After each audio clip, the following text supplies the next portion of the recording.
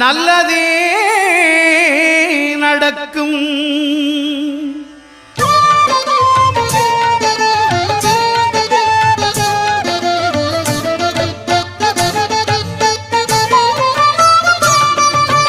ஒன்பது கோளும் ஒன்றாய் காண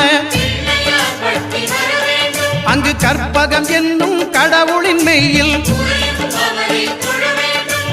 ஒன்பது கோளும் ஒன்றாய் காண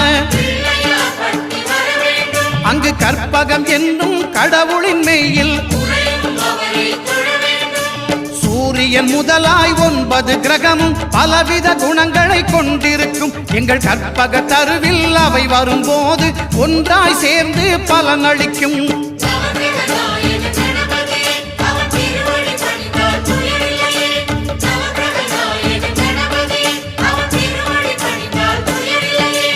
ஒன்பது கோளும் ஒன்றாய் காண அங்கு கற்பகம் என்னும் கடவுளின் மெய்யில்